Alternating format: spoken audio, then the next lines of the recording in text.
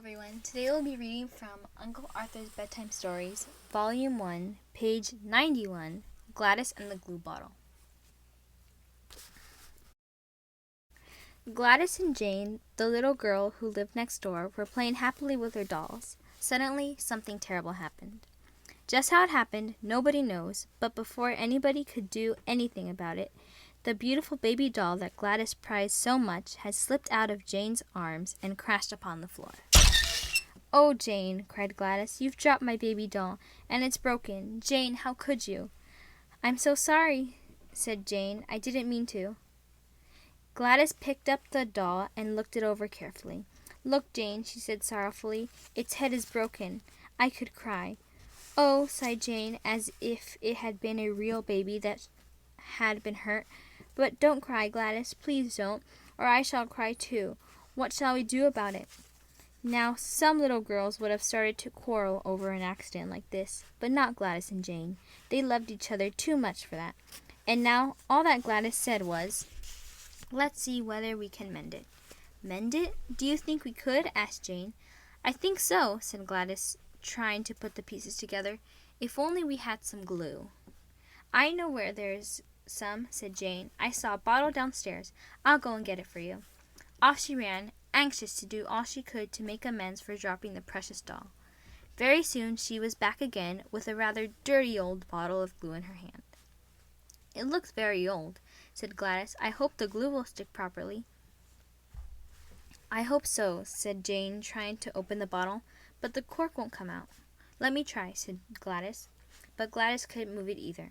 Then Jane had another try, and presently Gladys wrestled with it again. "What shall we do?" she said. "We could have had the dolly all fixed by now. I'm going downstairs to ask Daddy to open it." So downstairs she went with the glue bottle in her hand. Daddy tried his very best to open it, but he too failed. "Take it to Uncle," he said. "His hands are stronger than mine." So Gladys took the bottle to Uncle and asked him to open it, but he couldn't either. "It's no use, Gladys. That bottle might just as well be thrown away," he said. "We'll get another one for you when the stores are open." Gladys took the bottle from Uncle and walked upstairs to her bedroom. "Sorry, Jane, but nobody can open it.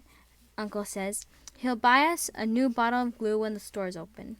"But we want to mend the dolly now," said Jane. "Yes," said Gladys, "we must." And then, dropping her voice to a whisper, she added, "Do you know, Jane, I know somebody who could open this glue bottle." "Do you?" asked Jane. "Who is it?"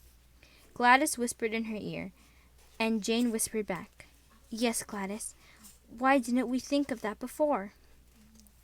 Now, if you could have peeped into that bedroom a few minutes later, you would have seen a most beautiful sight, for there on their knees, beside two little chairs, there were those two dear girls asking Jesus to open that glue bottle.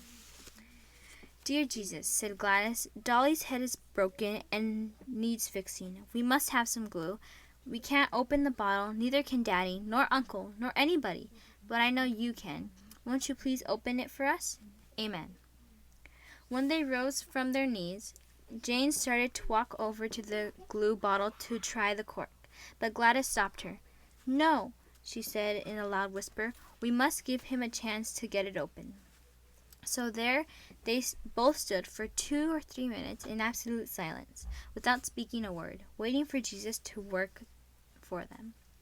Now it may seem a very strange thing to some, and quite unbelievable, but when Gladys picked up that bottle from the table and began to twist the cork with her tiny fingers, it came right out. Then, without a doubt in her heart that their prayer had been answered, they went calmly on mending the broken dolly. By and by, they went downstairs and showed the dolly to Mother and Father and Uncle. "But where did you get the glue?" they asked.